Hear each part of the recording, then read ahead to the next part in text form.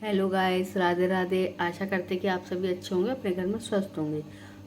आमल की एकादशी 2023 में कब पड़ रही है, जिसे रंग भरी एकादशी भी कहा जाता है। तो इसका मुहूर्त और पूजा विधि क्या है, तो चलिए तो इसका मुहूर्त और पूजा विधि देखते हैं कि किसका पूजा विधि क्या है। होली के त्योहार के पहले आमल की एकादशी पड़ती है। जब होली का फेस्टिवल शुरू होता है, त्योहार शुरू होता है, तो उससे पहले आमल की एकादशी पड़ती है। उत्तर भारत में इसका काफ़ी महत्व माना जाता है।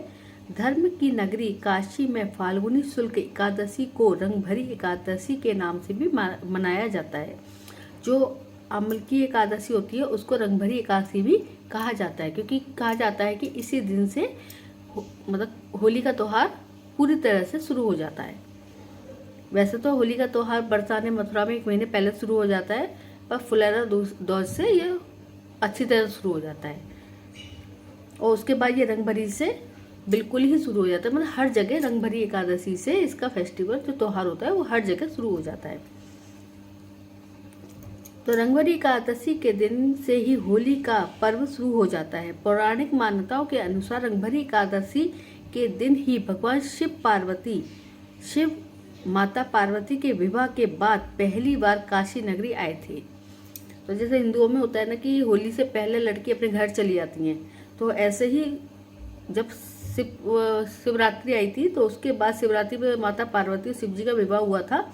तो उसके बाद माता पार्वती शिव जी के साथ काशी पहली बार वहाँ गई थी, काशी नगरी में पहली बार गई थी। तो रंगभरी एकादशी के पवन पर्व पर भगवान शिव के गण उन पर और जनता पर जमकर अमीर और गुलाल बरसाते हैं। जब शिव जी अपनी नगरी में गए थे काशी में, तो वहाँ के जो लोग थे उन्होंने जी भर के उनके ऊपर गुलाल उड़ाया था। तो एकादशी, रंगभरी एकादशी का महत्व क्या है। रंगभरी एकादशी के दिन से ही वाराणसी में रंगों का उत्सव का आगमन आ जाता है। मतलब बनारस में, काशी में रंगभरी एकादशी से मतलब होली का जो आगमन होता है वो बहुत अच्छी तरह से पूरी तरह से शुरू हो जाता है, जो लगातार 6 दिन तक चलता है।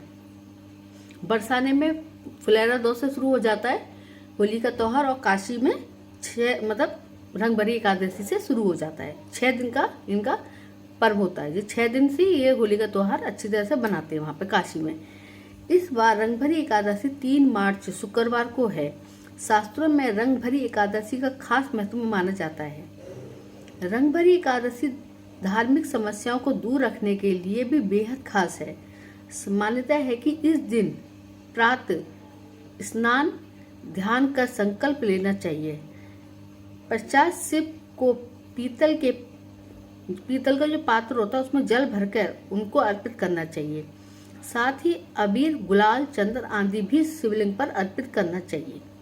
मतलब उनके ऊपर अबीर, गुलाल, चंदन भी चढ़ाना चाहिए। भोलेनाथ की सबसे अंत में अबीर और गुलाल अर्पित करना चाहिए। इसके बाद अपनी आर्थिक समस्याओं से उबरने के लिए शिव जी से प्रार्थना करनी चाहिए। आप उनके ऊपर अबीर, गुलाल और चंदन चढ़ाने के बाद आपकी जो भी मन्नत होगी, मन्नत होगी, वो आप शिव जी के सामने कह सकते हैं। कब पड़ रही है रंगभरी एकादशी, अब इसका हमने महत्व जान लिया। ये कहाँ पे किस दिन से कितने दिन के लिए होती है ये भी हमें पता लग गया है। तो अब ये रंगभरी एकादशी कब पड़ रही है, तो इस साल 2 मार्च 2023 को सुबह 6:39 से 3 मार्च 2023 शुक्रवार की सुबह 9:11 तक रंगभरी एकादशी, आमल की एकादशी पड़ रही है। इसका विशेष मान 3 मार्च शुक्रवार को पड़ रहा है, जिस दिन व्रत रखना है। ऐसा माना जाता है कि एकादशी व्रत के पर्व के समान और कोई पुण्य काम नहीं है। तो कहते हैं ना, पुण्य काम करो तो आप एकादशी का व्रत रख लोगे, इससे ज़्यादा पुण्य का काम कुछ भी नहीं है। तो आपको जो एकादशी का व्रत रखना है वो 3 मार्च को रखना है।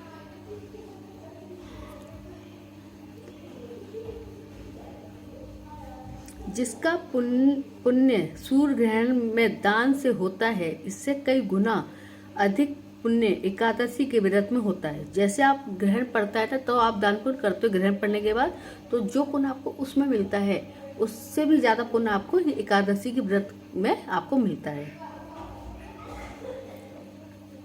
जो पुण्य गोदान, सुवर्ण दान, अश्वमेध यज्ञ से होता है, इससे अधिक पुण्य एकादशी के व्रत से होता है। एकादशी करने वालों के पितर नीच योनि से मुक्त होते हैं और अपने परिवार वालों पर प्रसन्नता बरसाते हैं, क्यों इसीलिए यह व्रत रखने वालों के घर में सुख समृद्धि बनी रहती है। इसके साथ ही धन धन पुत्रादि आदि की वृद्धि होती है और कीर्ति बढ़ती है, श्रद्धा भक्ति बढ़ती है, जिससे जीवन रसमय बनता है। अब एकादशी की कथा भी मैं आपको इसी में बताती हूँ कि एकादशी की कथा क्या है। परमात्मा को प्रसन्नता प्राप्त होती है। पूर्ण काल में राजा नहुष, अवरिश, राजा गांधी आदि जिन्होंने एक एकादशी का व्रत किया, उन्हें इस पृथ्वी पर समस्त ऐश्वर्य प्राप्त हुआ। भगवान शिव जी ने नारद से कहा, एकादशी का व्रत करने से मनुष्य के 7 जन्मों के पाप नष्ट हो जाते हैं। इसमें कोई संदेह नहीं है। एकादशी के दिन किए हुए व्रत, गोदान आदि का अनंत गुना पाप पुण्य प्राप्त होता है। तो इसीलिए उसमें शिव जी नारद जी से कह रहे हैं कि एकादशी का व्रत रखने से, जो एकादशी का व्रत रखता है उनको जो पुण्य मिलता है वो गोदान के बराबर होता है। अगर आप गोदान नहीं करें, एकादशी का व्रत रखें, तो आपका बराबर माना जाता है। तो रंगभरी एकादशी के दिन क्या करें? एकादशी को दिया जला हुआ विष्णु सहस्त्र नाम पढ़ें। विष्णु सहस्त्र नाम नहीं हो तो 10 माला गुरु मंत्र का जाप कर लें। अगर घर में झगड़े होते हैं तो झगड़े शांत हो जाते हैं, ऐसा संकल्प करके विष्णु सहस्त्र नाम पढ़ें और घर के झगड़ों भी शांत होंगे। तो एकादशी के दिन आप विष्णु सहस्त्र पाठ कर सकते हैं। अगर वो भी नहीं कर सकते हो तो 10 माला अपने गुरु मंत्र होता है उसका जाप करें। शास्त्रों के अनुसार रंगभरी एकादशी के दिन आंवले के वृक्ष की पूजा का विधान है। साथ ही आंवले का विशेष प्रकार से प्रयोग भी किया जाता है।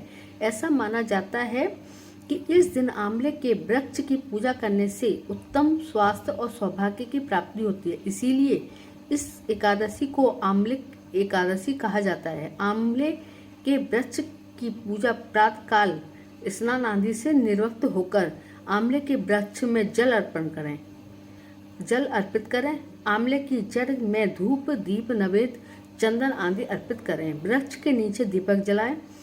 इसके बाद आंवले के वृक्ष की 9 बार या 27 बार परिक्रमा करें। अंत में सौभाग्य और उत्तम स्वास्थ्य की कामना करें। इस दिन आंवले का पौधा लगाना अति उत्तम माना जाता है। रंगभरी एकादशी के दिन क्या ना करें?